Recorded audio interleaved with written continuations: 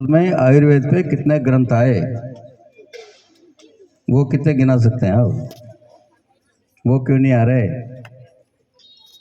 और जो ग्रंथ आ भी रहे हैं वो भी श्रुत और तर्क की व्याख्या ही कर रहे हैं। आपने क्या किया नया वो तो बताइए,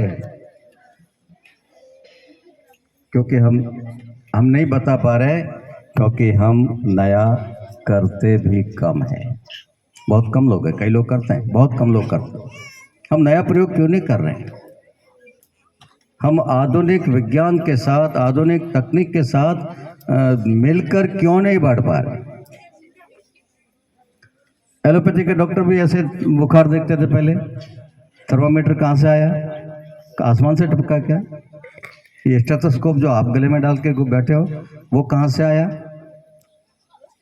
आयुर्वेद ने बनाया क्या? एलोपैथी वालों ने बनाया। वो बना सकते तो हम क्यों नहीं बना सकते? खून में, एक इंसान के एक बूंद खून में 50 तरह के एलिमेंट है। एलोपैथी की लेबोरेटरी में पता लग जाता है। आपके पास कौन सा सिस्टम है ऐसा? क्यों आपको अपना पेशेंट एलोपैथी की लेबोरेटरी को रेफर करना पड़ता है? हमारी लेबोरेटरी क्यों नहीं डेवलप हुई? वात, पित्त और कफ पर आधारित है आपकी चिकित्सा पद्धति। कोई एक इंस्ट्रूमेंट बता दीजिए जो ये नाप सके कि वात, पित्त और कफ कितना इस शरीर में, किसके शरीर में कितना है। क्यों नहीं है हमारे पास? जिसने थर्मामीटर बनाया होगा उसको किसी ने, सरकार ने आदेश दिया था कि थर्मामीटर बना के लाए? सरकार को तो पता ही नहीं था। वो बना के लाया और फिर सरकार ने उसको टेस्ट किया होगा और जांचा होगा, परखा होगा, समझ में आएगा तो उपयोग में लिया होगा। जिसने स्टेथोस्कोप बनाया उसको किसी ने टेंडर दिया था कि स्टेथोस्कोप बना के लाओ? जिसने निडल बनाई, सिरिंज बनाई, उसको किसी ने आदेश दिया था क्या? सारे आविष्कार अपने लेवल पे, व्यक्तिगत लेवल पर हुआ है।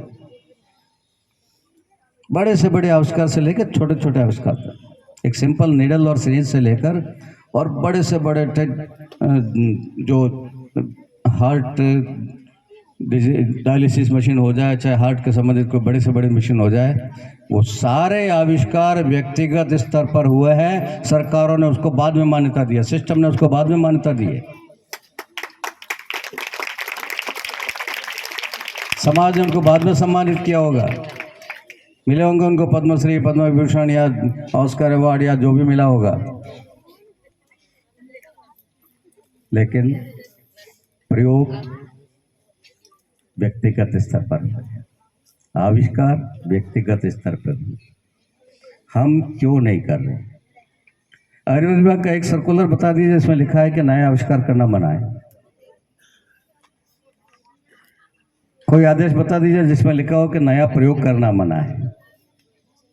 करिए ना, परिस्थितियां बदल रही है। देश काल और परिस्थिति के अनुसार पद्धति को बदलना होता है। चरक हुए होंगे 2000 साल पहले, 3000 साल पहले, 4000 साल पहले। उस समय की परिस्थितियां अलग रही होगी, उस समय का खान पान अलग रहा होगा, उस समय का वातावरण अलग रहा होगा, उस समय जो चीज़ें उपलब्ध थी, हो सकता है उनमें से कई चीज़ें लुप्त हो गई होगी, आज प्रकृति में उपलब्ध नहीं होगी, लेकिन नई की कई चीज़ें पैदा होने लग गई। पहले सरसों होता था, अब रायडा होता है। परिवर्तन आए हैं। उस परिवर्तन के अनुरूप हमारी चिकित्सा पद्धति को नहीं ढलना चाहिए क्या? कितना परिवर्तन किया आपने, बताइए मुझे। आज नहीं तो 10 दिन बाद तैयारी करके आ जाइए। मैं 4 घंटे, 6 घंटे, 10 घंटे, 10 दिन आपके साथ बैठने को तैयार हूं। पर कोई माइक का लाल कह तो सही साहब मैंने ये नया प्रयोग किया।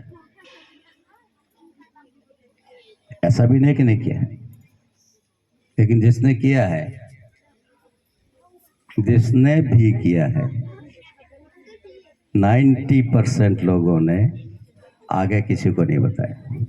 योग्य व्यक्ति को बताऊंगा, पात्र को, सुपात्र को बताऊंगा, और उस चक्कर में वो अपना किया हुआ प्रयोग, अपना ज्ञान अपने साथ लेके भस्म हो गए। उनके साथ उनका ज्ञान भी भस्म हो गया। हो जाएगा दुरुपयोग तो हो जाएगा, कोई उससे 4 पैसे कमा लेगा तो कमा लेगा, इलाज तो करेगा। अपने साथ लेकर मत मारिए। जो भी आप में से प्रयोग कर रहे हैं उन सबसे मेरा हाथ जोड़ के निवेदन है, जो भी किया आपने, छोटा मोटा भी प्रयोग किया, बताइए, तुरंत बताइए, अखबार में दीजिए। आपका विभाग का कोई पत्रिका निकलती होगी ना, आती है, उसमें कितने लेख छपते हैं। आप मेडिकल साइंस की, एलोपैथी वालों की पत्रिका देख लीजिए, मेडिकल जर्नल देख लीजिए, कितने जर्नल निकलते होंगे, और सब भरे पड़े रहते हैं। एक एक जर्नल में 50-50 लेख होते हैं, हमने ये किया, हमने वो किया, हमने वो किया। खास पत्र निकलता होगा, मुख्य पत्र निकलता होगा विभाग का, उसमें क्या है, धन्वंतरि जयंती की शुभकामनाएं, दिवाली की शुभकामनाएं। चिकित्सा पर, आयुर्वेद पर हम कितना नया कर रहे हैं वो उसमें आता है क्या? मैंने नहीं पढ़ा, मुझे जानकारी नहीं आ रहा है तो बता दीजिए, मैं अपने आप को अपडेट करने को तैयार हूं। मुझे अच्छा लगेगा, खुशी होगी मुझे जानकर कि आप नया कर रहे हैं। अब पिछले कई सालों से मैं विभाग से सीधा लाइव कांटेक्ट में नहीं हूँ, विभाग से कांटेक्ट में नहीं, विभाग के लोगों से तो पद्धति से कांटेक्ट में हूँ, विभाग से, विभाग की व्यवस्थाओं से कांटेक्ट में नहीं। समस्याएं बहुत थी हमारी, दवाओं की कमी होती थी, रसायनशाला हमारी जितना चाहिए उतना बना के दे नहीं पाती थी, हॉस्पिटल खाली पड़े रहते थे, वैद्य होते थे, दवा नहीं होती थी। उस समस्या का भी सरकार ने समाधान कर दिया, और वो आइडिया देने वाला मैं था। सब रसायनशालों के बाहर की दवा नहीं खरीदेंगे, विरोध करने वाले कौन थे? आप लोग थे। रसायनशाला, हमारी रसायनशाला से जो आएगी वही चीज प्रामाणिक है। अरे आपकी चीज प्रामाणिक है, बहुत बढ़िया, धन्यवाद आपको, लेकिन बाकी सारे भी चोर थोड़ी है, जांच परख के ले हो, आपकी क्षमता ही नहीं है। जब मैं आयुर्वेद मंत्री था, 6 करोड़ का औषधि का बजट होता था, जो आपकी गणना के हिसाब से, इंडोर पेशेंट को इतना और आउटडोर को इतना, उस हिसाब से 6 करोड़ रुपए की औषधि एक साल में पूरे राजस्थान को चाहिए होती थी। हमारी रसायनशालाएं, चारों रसायनशालाएं मिलकर, जोधपुर, उदयपुर, भरतपुर और अजमेर, 4 ही हैं। अब भी है कि बंद हो गई? 6 हो गई, और कहाँ लगी? उदयपुर तो पहले भी थी, उदयपुर, जोधपुर, अजमेर, भरतपुर, 4 तो मेरे नॉलेज में, और 2 कौन सी है? केकड़ी, और चलो, उसमें 4 थी। वो चारों मिलकर पूरी ताकत लगा दे तो भी 1.25 करोड़ 1.5 करोड़ से ज्यादा की दवा बना नहीं सकते। 25% ओनली, बाकी 75% मरीज तो बिना दवा के जा रहेंगे। मैंने विधानसभा में प्रश्न रखा, मंत्रिमंडल में प्रश्न रखा, माननीय भैरव सिंह जी, स्वर्गीय भैरव सिंह जी को निवेदन किया कि यह है बड़ी जिस हॉस्पिटल को पढ़ाएंगे, खरीदो।